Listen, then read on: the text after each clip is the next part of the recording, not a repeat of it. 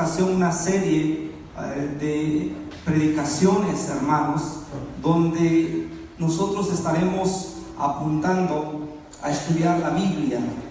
Curiosamente, yo puedo estar usando la Biblia, pero no puedo estar usándola correctamente. Hoy los púlpitos cristianos están hablando de temas agradables al oído humano, temas que de superación personal, temas que nos motivan a salir adelante en nuestras fuerzas, en nuestros recursos, temas muy humanos, temas antropocéntricos en lugar de ser cristocéntricos. Se habla de nuestra depresión, se habla de nuestra ira, de nuestra culpa, de nuestra amargura, se habla de nosotros y no se habla de Cristo. Entonces hoy queremos regresar a ver la palabra.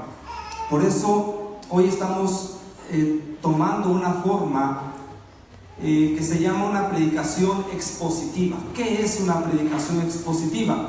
Una predicación expositiva es aquella que se basa en un texto considerable de las Escrituras y vamos viendo versículo por versículo y vamos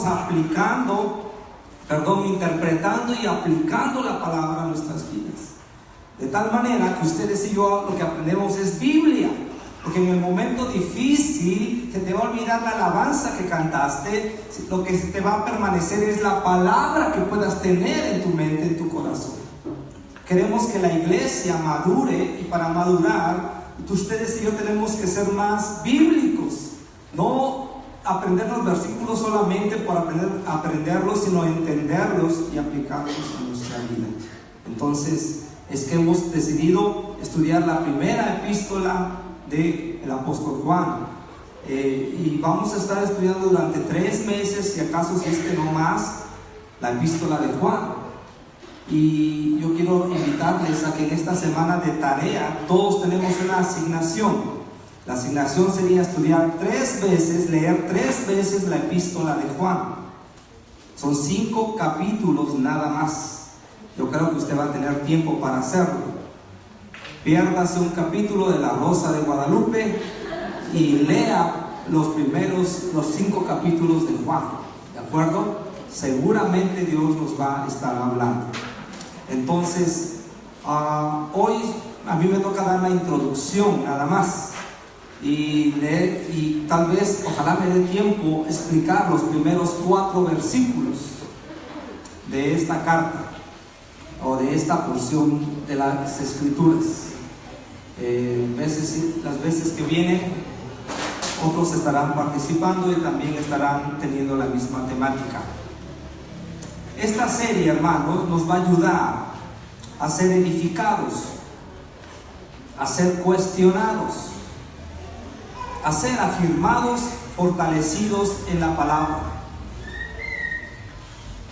Esta serie nos va a ayudar a confrontar.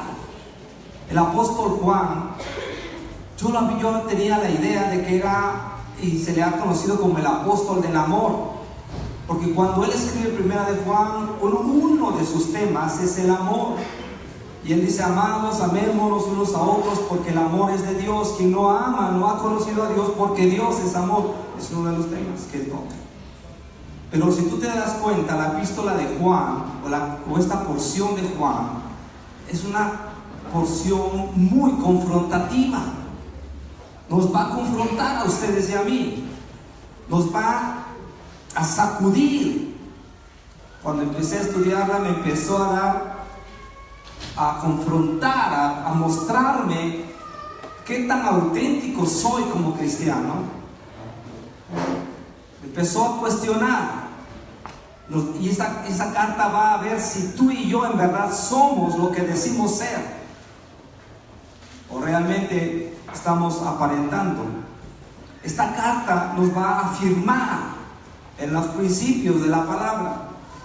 Esta carta nos va a fortalecer, pero también va a servirnos como un tamiz o como un colador para ver qué falsas enseñanzas tú y yo tenemos. Tú me dirás: hermano, yo no tengo ninguna falsa enseñanza.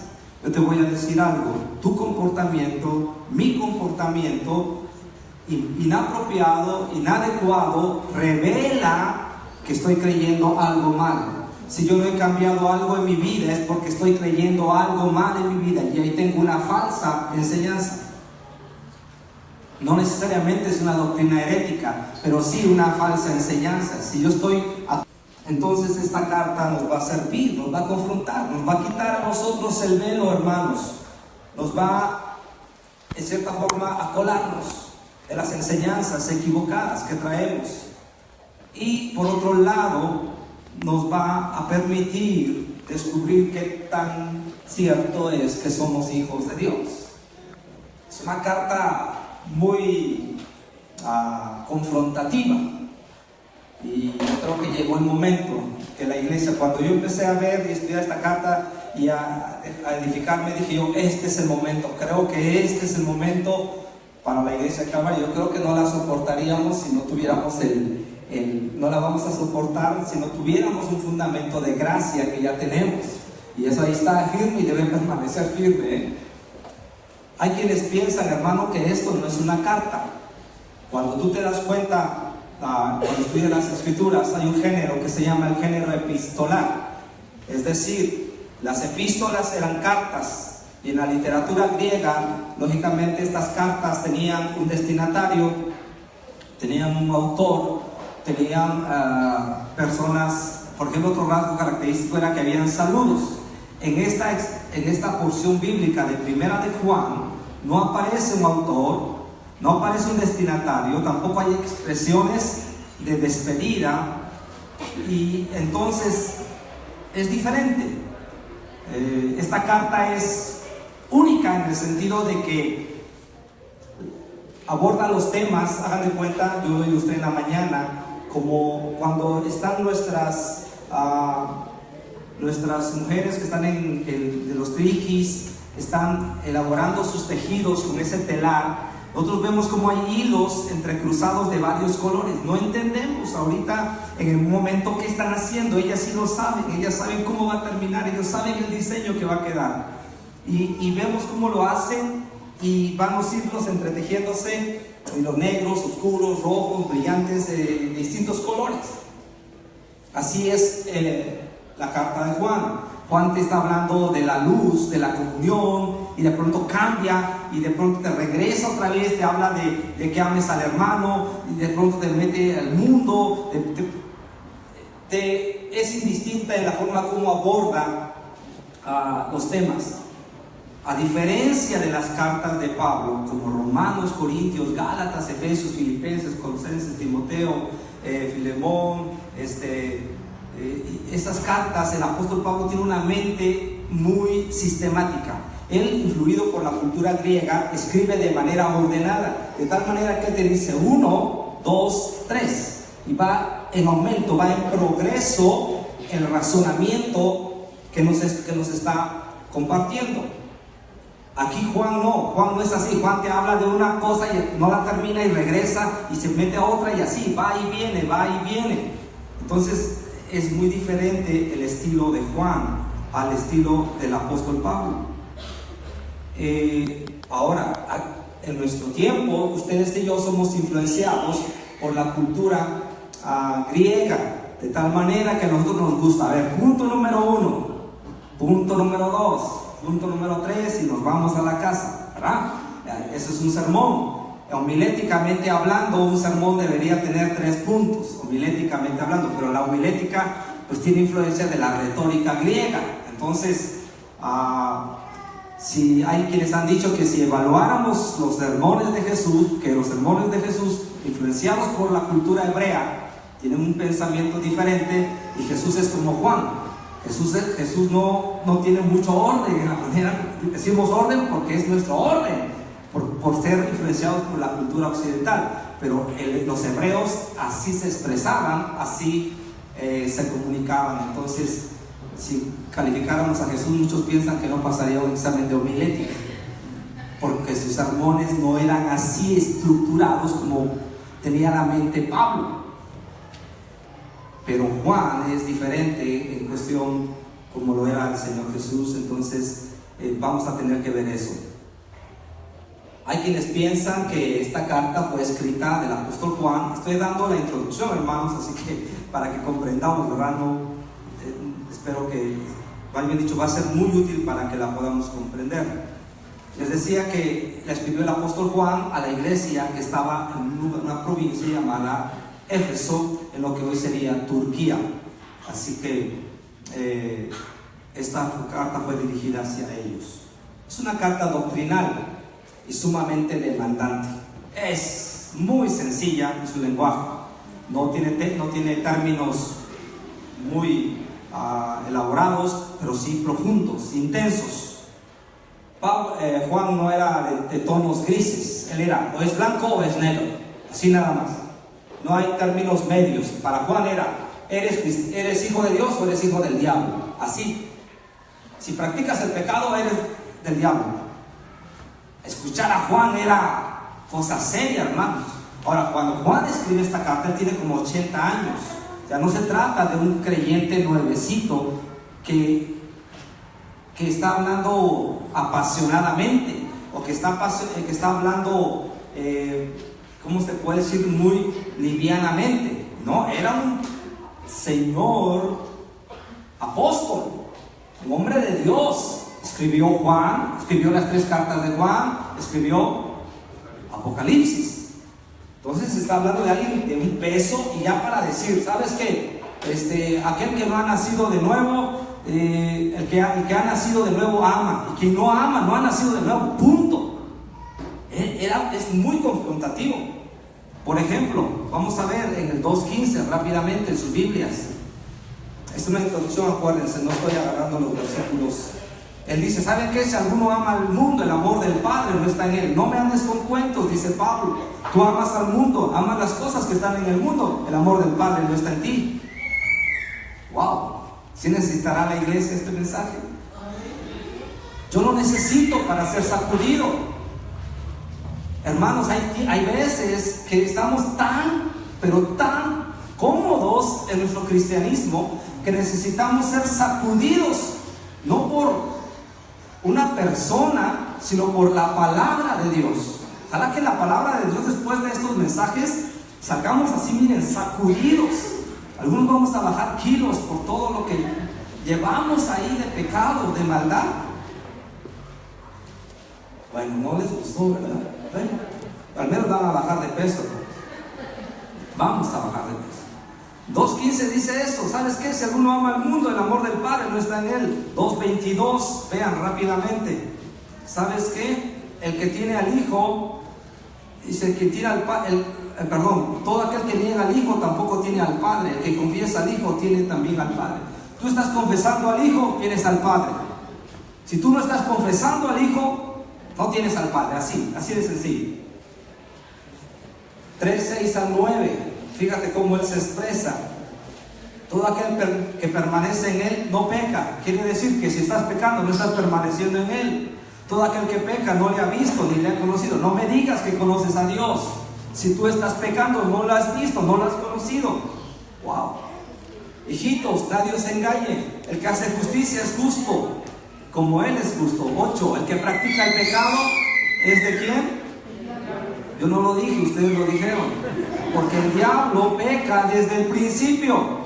Así de sencillo era, así de directo. Pecas, eres del diablo. No pecas, eres de Dios.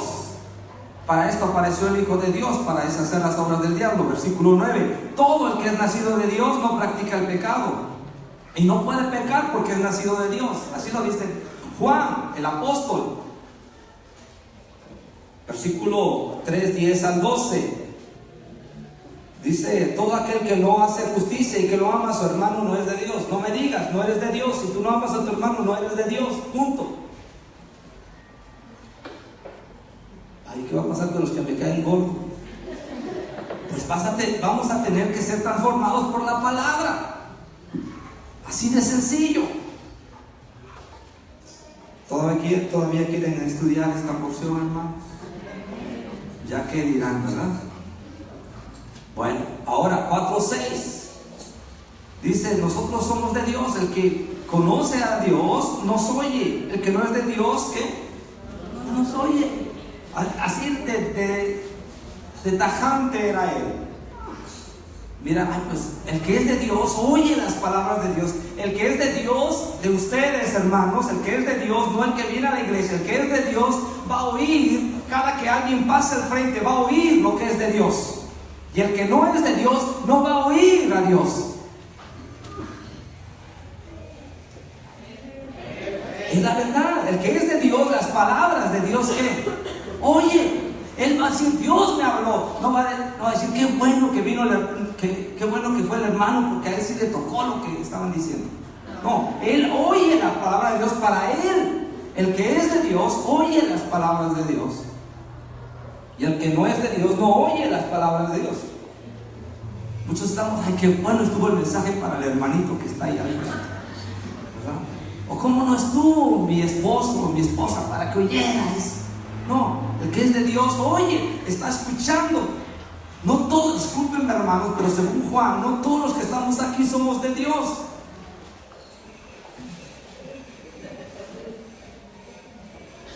Según Juan. ¿Es? Según Juan, ¿o no? Sí. Híjoles, el otro domingo no va a estar muy concurrido, Aarón, el mensaje. Le toca al hermano Aarón el otro domingo. Lo bueno que a mí me tocó la introducción.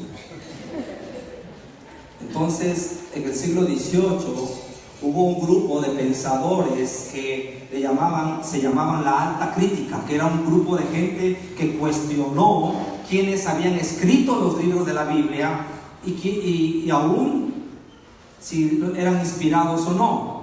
Pero fíjate que este libro, esta porción de las escrituras que estamos para considerar, fueron inspiradas por Dios y por el apóstol Juan.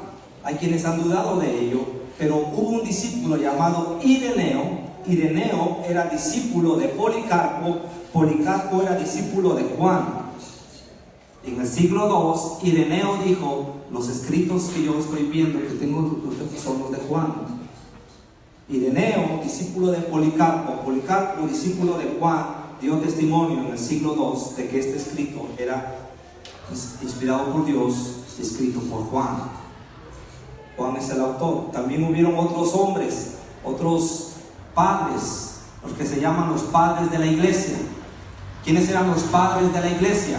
Los padres de la iglesia eran los discípulos de los apóstoles, de los 12 apóstoles. Cuando los 12 apóstoles murieron, ellos tuvieron sus discípulos. Y a ese grupo de gente que ellos dejaron se llamó los padres de la iglesia. Y a esa época en la que ellos enseñaron se llamó la época patrística. Entonces hubieron unos padres de la iglesia como son Tertuliano, llamado Tertuliano, y Clemente de Alejandría. Ellos también dijeron que esa carta, el autor es Juan. Entonces nosotros estamos firmemente aceptando que Juan escribió esta carta. En el año en que fue escrita no está muy bien documentado, no se sabe con precisión en qué época fue. Lo cierto es que se piensa que fue después de la destrucción de Jerusalén en el año 70. En el año 70 Jerusalén fue destruida por Tito, el emperador romano. Y entonces se piensa que el apóstol Juan tenía una iglesia, una comunidad, y cuando fue destruida Jerusalén, ellos emigraron hacia lo que hoy es Turquía, en Éfeso, y él ahí tenía su congregación. Entonces es importante que entendamos esto. ¿Cuál fue el propósito? Si tú no conoces el propósito por el cual fue escrita una carta, difícilmente vas a entender su contenido. Por eso yo les animo a que compren o tengan Biblias de estudio. En las Biblias de estudio, en la primera hoja de las cartas, viene escrita el tema, el propósito, el tono, y eso te da a ti el contexto para poder entender lo que significa esa carta. Entonces, quiero decirles, hermanos, que hoy vamos a ver el contexto, o para qué fue escrita esta carta. El contenido tiene sentido cuando nosotros conocemos el contexto histórico en el que fue escrito. Primera razón, ¿qué estaba pasando? ¿Qué estaba pasando? ¿Sabes qué? Habían falsas enseñanzas. Y capítulo 4, versículo 1, que dice Primera de Juan 4:1. Vamos a ver qué es lo que estaba ocurriendo, porque es que se escribió esta carta. Amados, no creáis a todo espíritu, sino probad los espíritus si son de Dios, porque muchos falsos profetas han salido en el mundo. ¿Qué estaba ocurriendo? Habían falsos profetas. Capítulo 2, versículo 18, nos dice que ya es el último tiempo y según vosotros oísteis que el anticristo viene, así ahora han surgido muchos anticristos. Habían surgido enseñanzas falsas, personas mentirosas. 2:22. Chequen con esta porción. ¿Quién es el mentiroso sino el que niega que Jesús es el Cristo? En la iglesia se había metido gente que estaba negando que Jesús fuera el Cristo, el Hijo de Dios. Ellos trataban de engañar a los creyentes. Esa es una de las primeras enseñanzas que encontramos acá. Ahora, aquí Juan, a pesar de que era un apóstol cariñoso, porque le habla a los hermanos y les dice: hijitos míos, amados, él es muy duro para desterrar el error doctrinal. Había un error doctrinal ahí. Se estaban metiendo falsas doctrinas. Entonces él sí les habla duro. Por ejemplo, el apóstol Pablo era duro para erradicar el error doctrinal en las iglesias. ¿Por qué? Porque ya les dije, si yo creo mal, voy a actuar mal. Y en Gálatas, cuando ellos se apartaron, él les dice: oh Gálatas insensatos, ¿quién los ha fascinado para apartarse de la verdad? Y si usted quiere una traducción más al día, sería Gálatas estúpidos. Así les dijo el apóstol Pablo a los creyentes: Gálatas estúpidos, ¿quién los fascinó? ¿Quién los hechizó? Dice otra versión, para apartarse de la verdad. Habían comenzado bien los creyentes en Galacia, pero se habían apartado. Hermanos, debemos tener cuidado con las falsas enseñanzas, porque las falsas enseñanzas nos llevan a actuar mal. Y eso estaba ocurriendo en la iglesia, y por eso el apóstol Juan decide erradicar el error. La segunda razón por la que fue escrita esta carta, vean el 5:13. Estas cosas os he escrito ¿a quién? A vosotros, para que creéis en el nombre del Hijo de Dios. ¿Para qué? Para que sepáis que tenéis vida eterna y para que creáis en el nombre del Hijo de Dios. En primer lugar, esta carta, ¿para quién fue escrita? A los que ya creemos. ¿Para quién fue escrita esta carta? Y Juan, el Evangelio de Juan, fue escrito para los que no han creído. Fíjate qué tremendo. Esta carta fue escrita ¿para quiénes? Para los que ya creemos. Dice aquí: estas cosas os he escrito a vosotros que creéis en el nombre del Hijo de Dios, para que sepáis que tenéis vida eterna. Ahora, ¿cuál es el contexto histórico, hermanos? ¿Qué está pasando en la iglesia en Éfeso?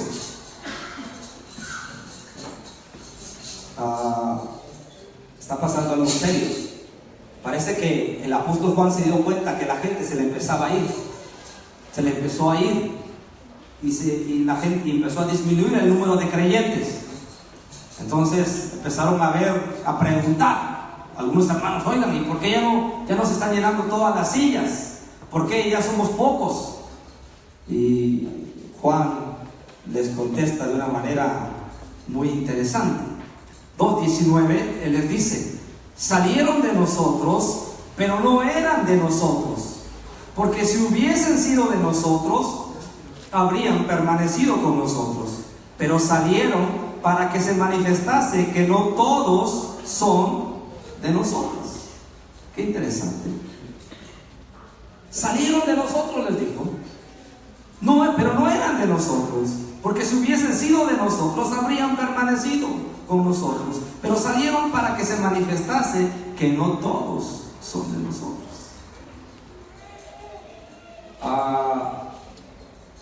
Hay gente que seguramente estaba preguntando: oiga, ¿y ese hermano que ha dejado de venir, ese hermano que se volvió al mundo, en verdad era hermano? ¿Era salvo? ¿Era creyente o no era creyente?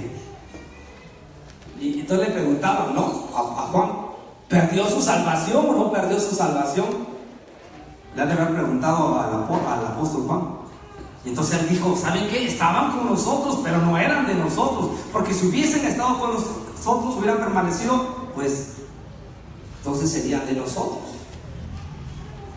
Hace muchos años, alguien que lo conocí a la edad de unos 6, 8 años, era mi vecino, y en ese entonces yo lo conocí porque era herrero, pero yo veía que siempre estudiaba mucho, tenía muchos libros, y yo no sabía que ese herrero fue pastor de esta iglesia durante muchos años. Un hombre muy preparado, una elocuencia, hermanos, tremenda. Era solicitado por muchas iglesias de la ciudad para predicar. Era experto en bodas, no porque las organizara, ¿no? Sino por la película, ¿no? Experto en bodas. Sino era experto en casar, y lo hacía con una elocuencia. Se sabía de memoria todo el manual del ministro, que nosotros a veces tenemos que tenerlo ahí leyendo, pero él se lo sabía de memoria y lo hacía con una elocuencia y una gracia. Para hacer la más larga, tan elocuente que lo invitaron a las iglesias católicas a predicar, y empezó a ir a predicar ese pastor allá. Pero convenció tanto y tuvo tanto arraigo dentro de ellos que lo llamaron y lo sedujeron, y se fue para allá. Se convirtió en sacerdote católico. Después dejó a su esposa, se consiguió a alguien más y se fue a otra parte a vivir. La pregunta es: ¿era o no era salvo? Y esa es la misma pregunta que tenían ellos cuando la gente se había ido. Decía: ¿son o no son? Y aquí el apóstol Juan le dice: salieron de nosotros, pero no eran de nosotros. Esto no lo estamos aplicando a la Mitzi y a los hermanos, están protegidos. No. Salieron de nosotros, pero no eran de nosotros, porque si hubieran sido de nosotros, habrían permanecido. ¿Cuál sería el criterio para saber si eran salvos? Que hubieran ¿qué? Permanecido. En medio de las luchas, en medio de las pruebas, en medio de las dificultades, una de las señales de un creyente es que permanece. Si no, entonces nunca fue salvo. De lo que está diciendo acá. Porque si hubieran sido de nosotros, hubieran ¿qué? Permanecido. ¿Ah? Ahora, eso está ocurriendo en la iglesia donde está Juan como pastor. Pero había otro grupo que estaba enseñando una falsa doctrina. ¿Ustedes han oído hablar de los gnósticos? Los gnósticos, pues estaban en esta época aquí influenciando en la iglesia. ¿Y quiénes eran los gnósticos? Los gnósticos eran un grupo de pensadores que creía que la salvación se conseguía a través del conocimiento de las verdades secretas y profundas. Una élite muy reducida era la que tenía acceso a esa información, y entonces la gente era salva porque tenía conocimiento de esas verdades secretas y profundas. Ese es el gnosticismo. Gnosis, conocimiento. Entonces, en la época del apóstol Juan, los gnósticos estaban imperando ahí, y dentro de los gnósticos se formó una forma de pensar que se le llamó dualismo. Ellos decían: el hombre es espíritu y el hombre es cuerpo. Es espíritu y cuerpo, nada más. Espíritu y materia, solamente dos cosas. Entonces los gnósticos decían: la materia, la carne, el cuerpo es pecaminoso, es sucio, es cochino, es bajo. Así lo tenían conceptualizado los gnósticos. Lo que es puro es el espíritu. Lo puro, lo noble, lo excelente es lo espiritual, nada más. Entonces los gnósticos, fíjate cómo llegaban a manejar el asunto, que decían: yo puedo pecar en mi cuerpo, puedo darle gusto a mi carne, puedo hacer lo que yo quiera con mi cuerpo, con mi carne, puedo disfrutar los placeres del mundo sin tener recato alguno, pero no afecto a mi espíritu. Qué convenciero, ¿verdad? Eso provocó mucha sensualidad, y por eso la cultura griega promovió mucho lo que es una vida licenciosa y desordenada sexualmente. Entonces los gnósticos estaban ahí, estaba ahí la iglesia, y estaban enseñando eso, ese dualismo. Y como ellos tenían conceptualizado que la carne era mala, ellos dijeron: entonces Jesús, el Hijo de Dios, no pudo haber venido en un cuerpo, porque el cuerpo es ¿qué? Pecaminoso, es malo, es cochino, es sucio. Entonces ellos empezaron a negar que Jesús es ¿qué? Dios. ¿Usted conoce por ahí una secta que dice que Jesús es Dios? Los testigos de jajaja. Ellos niegan que Jesús es Dios. Desde ahí traen sus problemas. Todo lo que es los testigos, eso no es nuevo.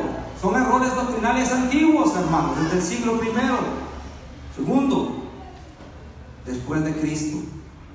Entonces, fíjate lo que pasó con el gnosticismo. Entonces, tú vas a poder entender ahora el por qué el apóstol Juan les habla tan fuerte.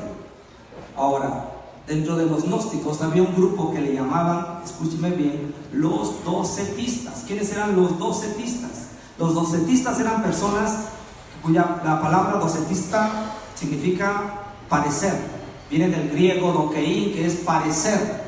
Entonces los docetistas decían: Cristo no pudo haber venido en un cuerpo, porque el cuerpo es pecaminoso, sino que era un fantasma, era como una aparición. Sí, es cierto, el Hijo de Dios vino, pero era como un fantasma, no pudo tener un cuerpo, era una aparición, era como un fantasma, como una teofanía del Antiguo Testamento. ¿Qué era una teofanía?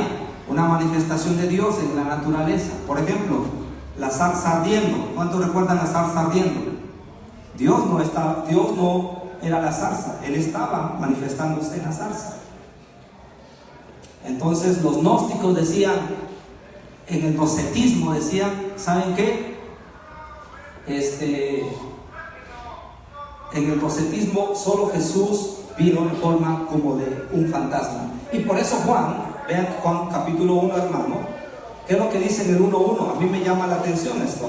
Lo que era desde el principio, lo que hemos oído, lo que hemos visto con nuestros ojos, que, fíjate, ve los sentidos, lo que hemos visto con nuestros ojos, lo que hemos contemplado, ¿y qué más? ¿Tocante a quién? ¿A quién se está refiriendo ahí? Al verbo de vida.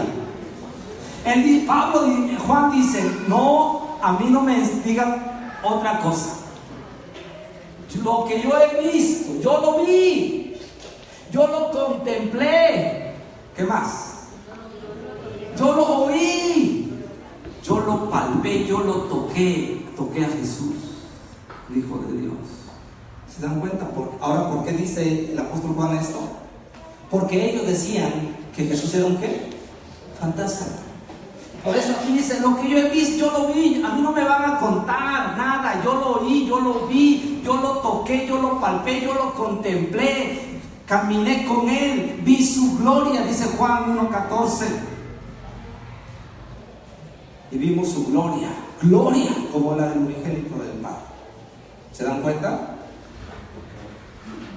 Entonces, conocemos ahorita un poquito el trasfondo de qué es esto. Ahora, hermanos, a ver si me da tiempo de los primeros 4 versículos. Ya les dije en la introducción. ¿Qué estaba pasando? Ya lo supieron. En cuestiones de errores de tipo doctrinal. Ahora vamos a ver versículo 1, del 1 al 4, por favor. Lo que era desde el principio. Fíjate, ¿dónde ves esa palabra? En otro libro de la Biblia. Lo que era desde el principio. Juan, al Evangelio de Juan dice: en el principio era el verbo, y el verbo era con Dios. Te vas a Génesis, capítulo 1, versículo 1. En el principio creó Dios los cielos y la tierra.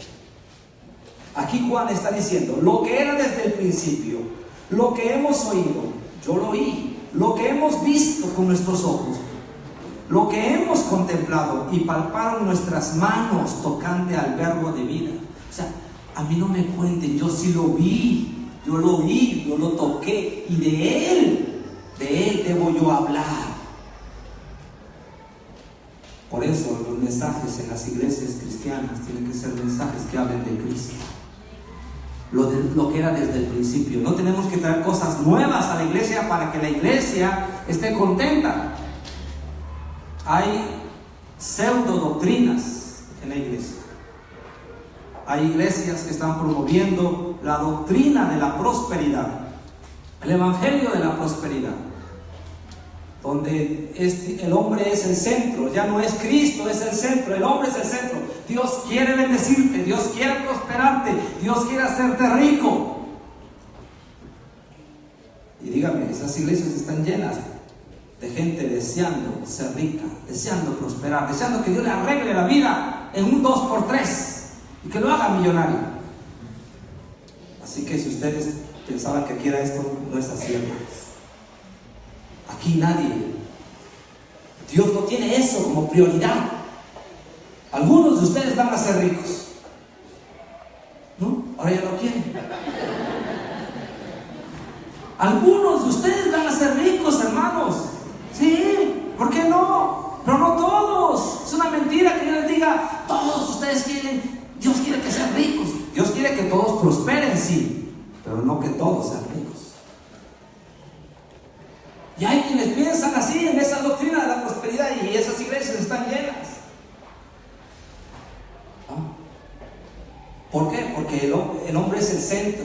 Dios es el que quiere bendecirte, cuidarte, ayudarte, sostenerte, y tú eres el centro, y es un favor que tú vengas a la iglesia, es un favor. No, ese es nuestro error. Nosotros debemos someternos a Dios, no Dios a nosotros. Amén. Entonces, lo que era desde el principio. Así vengan a enseñarnos otra cosa. Yo recuerdo, hermanos, pues hay por ahí un autor que escribe un libro que se llama Su mejor vida ahora. Y ese autor está ganando muchos adeptos en una iglesia muy grande, libros. Y uno de sus consejos es: ¿sabes qué? Si tú quieres ser una persona rica, exitosa, próspera, dice, ve, busca un hotel lujoso, el más lujoso que encuentres. Entra en el lobby de ese hotel y ve y siéntate ahí en uno de esos sillones cómodos y ponte a ver y di: este es mi lugar, un día yo tengo que estar a esta altura, a este nivel. Imagínate. ¿Tú crees que Dios está interesado en eso? En que todos ustedes y yo logremos eso. Entonces Dios no sería Dios, Él sería nuestro sirviente. Dios no a todos nos va a hacer ricos. No a todos. Algunos cuantos de ustedes están tristes, hermanos. Los ricos ya estamos completos, hermanos.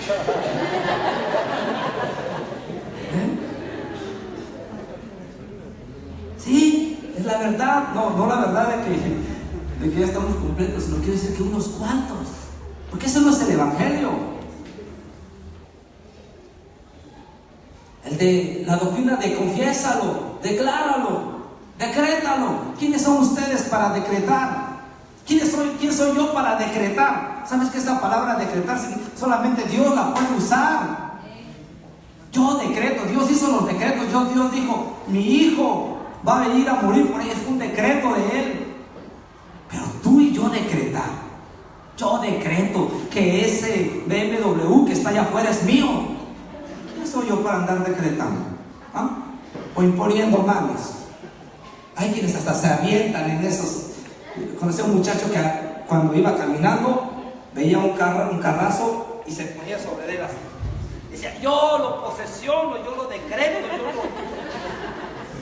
No, hermanos, si uno está interesado en eso, lo que era desde el principio, es lo que vamos a hablar en esta iglesia. ¿Y quién era el principio? El principio era el verbo, y el verbo era con Dios, y el verbo era Dios. Vamos a hablar de Jesucristo. Una persona que está con Cristo en el centro, hermanos, ¿sabes qué? Sus apegos terrenales no le van a afectar el día que esto le falte. Voy rápido ya para terminar. Porque la vida, fíjate, dice tocante al verbo de ¿qué? Esa palabra vida en el original griego no aparece la palabra bios, que significa vida humana, vida física. Aquí no dice el verbo de vida física. ¿Sabes qué palabra viene aquí en el original? Zoe, y significa esencia de la vida. Juan lo que estaba diciendo, yo vi no a alguien que vivía, yo vi a la esencia misma de la vida. ¡Wow! ¡Qué privilegio! ¿Te das cuenta? Yo vi no a alguien que vivía, está hablando de Jesús. Yo vi a la esencia misma, a lo que le da vida a todas las cosas, a lo que le da vida al mundo, al universo, a todo. Yo vi a esa persona, yo la toqué, yo la palpé, y a mí no me pueden decir que no vino y que no existió. Eso dice Juan. ¿No se emocionan ustedes, hermanos, que en quien hemos creído es en el que el verbo de vida, el que tiene la esencia de la vida? Por eso, si lo tenemos a Él, no nos debe faltar ¿qué? El problema es que como no tenemos comunión con Él, nos sentimos carentes, nos sentimos faltos, necesitamos de cosas, necesitamos de personas para llenarnos. ¿Está escuchando? A mí me impresiona Juan, dice, nuestras manos tocante al verbo de vida. Él es el dador de Jesucristo. Él es la esencia misma de la vida. Y esa esencia misma de la vida estaba caminando aquí en la tierra. Por eso Juan dice, wow, vimos su gloria. Gloria como la del unigénito del Padre. Ese fue el que le dijo a Lázaro, Lázaro, vive. Porque él era la esencia de la vida. Él es el que te dijo a ti, vive, cuando estabas muertos en delitos y pecados. Porque Él es la esencia de la vida. ¿Y te das cuenta? Todo lo demás es superficial. En el último análisis, la última realidad, ¿quién es? Es Jesús. No es que fulanito dijo esto. A mí me importa lo que dijo fulanito, porque Él no es la esencia de la vida. ¿Sí te das cuenta? La esencia de la vida. Él es el único real. Yo no sé cómo explicarme, hermano, porque esto es algo tan profundo. Quiero que lo apliquemos a nuestras vidas. Nosotros somos tan superficiales, ustedes y yo, que Dios nos perdone por esa torpeza nuestra. Como decían hace rato, a veces nuestros hijos son el centro. A veces el trabajo es el centro, la profesión es el centro, el dinero es el centro, no es la esencia. Por eso cuando estamos en la presencia de Dios y logramos un poquito conocer esa esencia, ¿qué decimos? Tu presencia es el cielo para mí. Porque en esos momentitos es cuando encontramos la esencia de la vida. ¿Cuántos minutos nos dura estar en esa esencia y nos sentimos tan bien? Yo no necesito morir, hermanos, para ir al cielo, ¿lo sabía? Cuando tú adoras a Dios con todo tu corazón, ese es el cielo. ¿Ah? Ese es el cielo. lugar mejor. Hay calles de oro, mar de cristal. Puro rollo eso. ¿Saben qué es el cielo? El cielo es Jesús mismo. Y si tú no te contentas con la presencia de Jesús, te la vas a pasar bien aburrida ahí arriba, porque Él es el cielo. Él es el cielo, Él es lo máximo. Y si tú hoy no lo disfrutas, pobre de ti, porque vas a pasar una eternidad bien aburrida, si es que pasas la eternidad. No sé si me voy a entender. Y dice, lo que hemos visto y oído, eso os anunciamos, para que también vosotros tengáis comunión con nosotros. Fíjate lo que dice aquí. Lo que hemos visto y oído, eso os anunciamos, algo vivencial, para que también vosotros tengáis comunión con nosotros. Y nuestra comunión verdaderamente es con el Padre y con su Hijo, ¿quién? La respuesta de Dios a la soledad de la vida del hombre, ¿cuál es? La comunión con Dios. ¿Cuál es la respuesta para la soledad del hombre? Dios, la comunión con Dios. Me dirá usted, pero Dios dijo, no es bueno que el hombre ¿qué? Esté solo. Le haré ayuda. ¿Dónde? Yo le pregunto a los casados y a las casadas, los que estamos, ¿la esposa o el esposo llena tu soledad? Lo que llena la soledad del hombre es la comunión con Dios. Amén. Jóvenes y señoritas, aunque esté guapo y chulo y greñas y mechudo, no te va a llenar. ¿Ah? Aunque cante como ángel, no te va a llenar. ¿Ah? Aquí está diciendo que la comunión y la palabra koinonía, yo lo había entendido, fíjate, siempre estamos aprendiendo, ¿no? Y la palabra koinonía, que es aquí comunión, yo siempre pensaba que era convivir. Eso es tener comunión, convivir, tener compañerismo. No, ¿sabes qué significa la palabra koinonía en el griego? Vida compartida. Los creyentes del primer siglo lo que tenían era una vida ¿qué?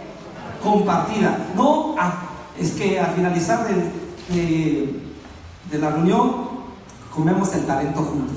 Eso es convivir. Bueno, pues después de aquí nos vamos a comer juntos. Eso no es koinonía solamente. Bueno, a mitad de semana yo me reúno también con los hermanos en una célula. Eso no es koinonía solamente, es parte de.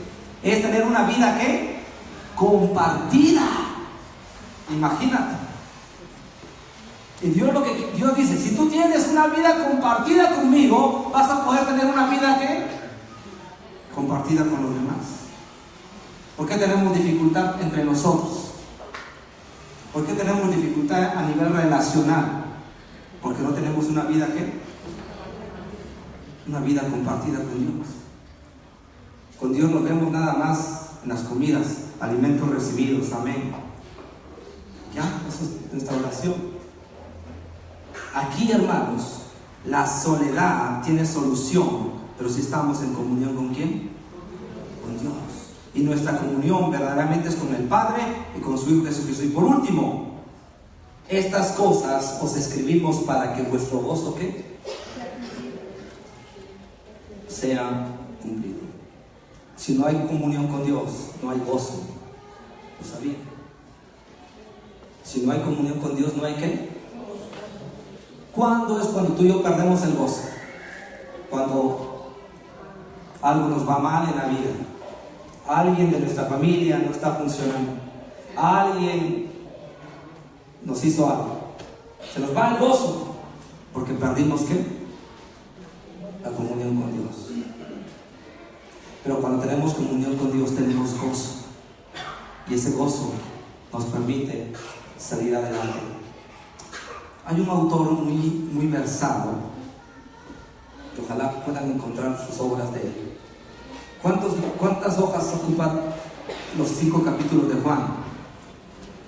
En mi Biblia ocupa 1, 2, 3, 4.